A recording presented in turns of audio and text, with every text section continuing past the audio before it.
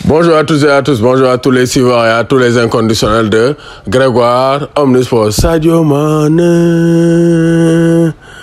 Ballon d'Or, Sadio Mané Ballon d'Or.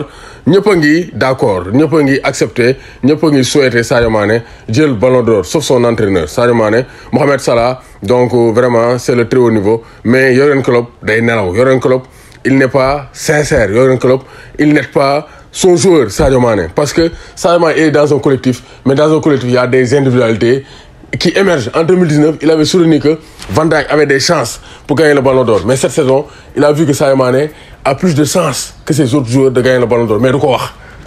Tanu Diallo da ko posé question bi un journaliste ne ko Sadio Mané Ballon d'Or lan nga ci xalaat, mais ça est un joueur incroyable, ça n'a rien à voir avec le Ballon d'Or ou les autres nominations. Ça veut dire quoi? Ça est un joueur incroyable kay ñun xam nañ ko. Klopp, ce qu'on veut, il faut aider ton joueur Sadio Mané. Il s'est beaucoup sacrifié pour toi. Pourquoi sortir Sadio Mané dans un match où il peut faire un doublé ou bien un triplé?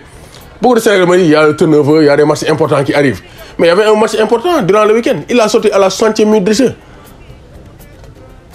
Sadio n'a pas joué les 30 dernières minutes. Aujourd'hui, Sadio Mané, on le sort, on dit qu'il y a des matchs importants. Mais il y a Jota sur le banc, il y a Divo Origi. Salah, il joue 90 minutes chaque match. Sadio Mané, il peut enchaîner 90 minutes. Ça ne le fera pas de mal. 2 matchs, il peut enchaîner 90 minutes. Benzema, il est là. Il ne sort pas. Parce qu'il porte le Real et il est dans une bonne période. Sadio Mané est dans une bonne période. Klopp devait le laisser continuer pour faire un doublé ou bien un triplé. Parce que pour la course au Ballon d'Or, comme l'a bien dit Demba Nia, Sadio Mané ne peut plus atteindre Benzema en termes de statistiques individuelles. Ce qu'il peut faire, c'est marquer les esprits dans les grands rendez-vous. Il le fait, mais Klopp ne l'aide pas. Klopp n'aide pas Sadio Mané. Et il a bien précisé. Mais historiquement, vous devez gagner quelque chose. Mais Sadio Mané va gagner quelque chose. Il a déjà gagné la Carabao Cup, il a gagné la CAN. Pourquoi Klopp veut, coûte, donc insister sur le fait que Sadio Mané doit gagner la Ligue des Champions? Mais en 2019, Messi a gagné quoi? Messi n'a rien gagné de majeur. Il a gagné il a gagné le Ballon d'Or. Le Ballon d'Or, c'est de la politique. Et Klopp, il faut aider tes joueurs. Sadio Mané est le meilleur joueur de Liverpool cette saison. Parce que statistiquement, si on s'arrête à Liverpool, c'est Salah qui est devant.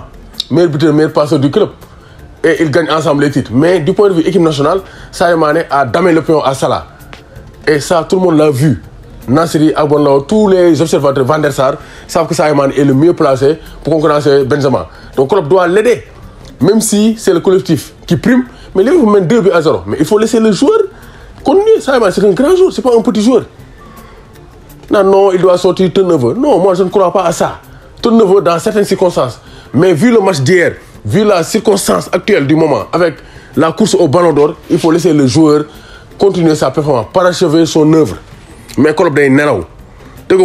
Si vous n'êtes pas Messi ou Cristiano Ronaldo, vous devez gagner la Ligue des Champions, ce qu'on n'a pas encore fait. Mais gagner la Ligue des Champions, ça c'est autre chose. Tu as mené 2-0. Il faut laisser Sadio Mané prendre du plaisir.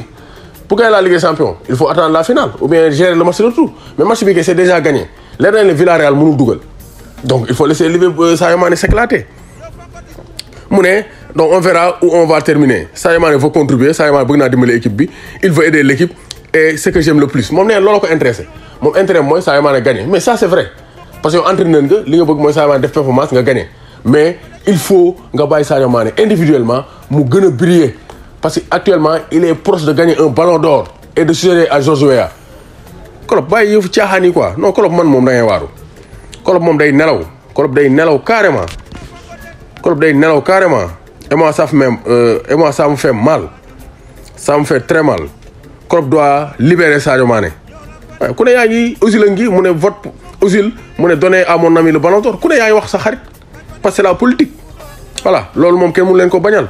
Donc Camara, donc d'accord avec l'Atlético Madrid. Donc ça c'est un tuyau que m'avait donné donc vraiment mon grand le grand consultant de football, Père Toumani Sissoko, Brom Sacré-Cœur, Brom Allemagne. Donc selon Foot Mercato, le milieu de terrain, l'Olympique de Marseille, Boukou Camara aurait trouvé un accord verbal avec l'Atlético Madrid. Donc il va signer donc pour les Colche Neros. Donc Steven Gerrard mais donc on est Djenji Café. Selon Foot Mercato, l'Atlético Madrid qui tient l'accord, donc il va rejoindre l'Espagne avec l'Atlético Madrid. Vous demandez, Tokani Pachelingom, Rick Buget avec les Colche Neros de Cholo Simeone. Donc ça c'est très clair. Mais am lo xamne fo ñu wax ci jamono yi, c'est le duo Sadio Mané, Mohamed Salah. Ils sont concurrents, ils sont nés la même année, ils jouent pour le même club. Ils ont compétit ensemble. Ballon d'or, Salah gagné ko fii Dakar, Sadio Mané dem gagné ko fële ci Égypte.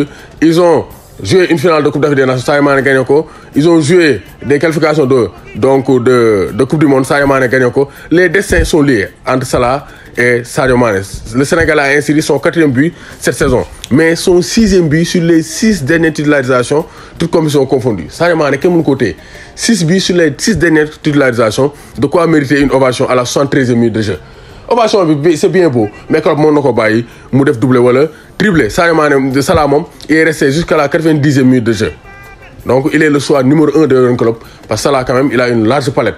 Même s'il est donc le concurrent de Sadio Mané au niveau des trophées individuels, mais il faut reconnaître le talent immense de Picasso, l'ancien joueur de balle, est exceptionnel. L'ancien joueur de Chelsea est exceptionnel. L'ancien joueur de la Fiorentina a un talent incommensurable. Même si avec l'Égypte, il n'y a pas beaucoup de chance. Il n'y a pas de doute qu'ils ne sont pas seulement proches, mais ils sont bien élevés. Donc, comme je l'ai dit, Sadio Mané et Salah yaru et vraiment, ce sont des amis, des frères. Même le contrat, c'est un contrat bien lié Liverpool, donc ils expirent en juin. Donc Salah boo amoon jabar ma ne Sadio Mané ak Salah boo deful ndànk sax ñoo bokk booy bu ñu nopp parce que ñoom ñaar donc dañoo jege trop.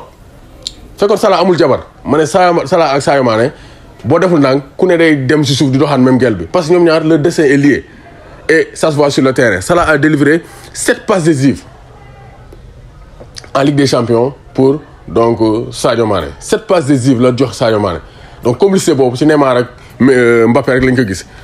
Donc d'ici là, il y a néanmoins quelques matchs à discuter pour le duo, donc en Ligue des Champions, en championnat et en finale de la FA Cup face à Edouard Mendy. Quelques buts à soulever, quelques buts à marquer et des trophées à soulever. On le souhaite bonne chance parce que la Mané Salah connection donc marche très bien.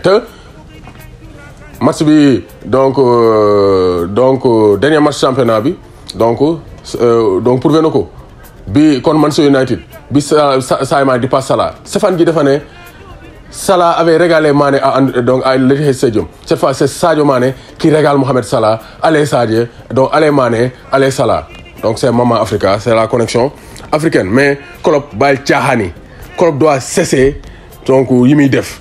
Sadio Mané bu nekkee ci kanam donc koy dooleel.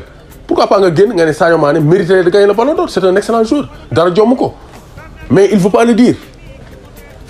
moo tax Sadio Mané bu ko Klopp génnee sax dafa mer comme l'a dit le journaliste de Canal Plus mu ne Sadio Mané da koo ne mais pourquoi nga may génne waaye après Klopp ci la ko accroché donc embrassé ko pour mu dem Mané Sané allait donc tranquillement sur le banc donc Klopp ci boppam day nelaw à chaque fois il le fait te gars yi nañ bàyyi ay on doit jouer avec Newcastle non Benzema il a 35 ans il joue tous les matchs Sadio Mané actuellement dafa nekk phase décisive il joue pour le Ballon d'Or donc il a besoin vraiment de marquer les esprits. Des matchs, si Sadio Mané génne, c'est Liverpool qui a une occasion franche.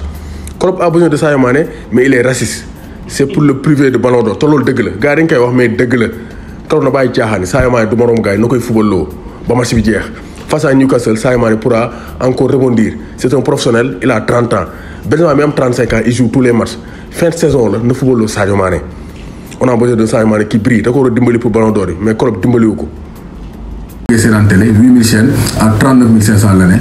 N'hésitez pas à contacter donc le 77 535 97 62 avec Sartec IPTV méga. Promotion à Mondial Sport, maillot Sénégal, bin gagné Cannes avec ou sans flocage, c'est à 10 000 francs. Donc avec flocage, c'était à 12 000 francs. Mondial Sport défend Nelenko 10 000 francs. Donc à mon fin de Mondial Sport, maillot avec étoile bi. N'hésitez pas à aller à commander 77 666 03 95 77 059 99 84.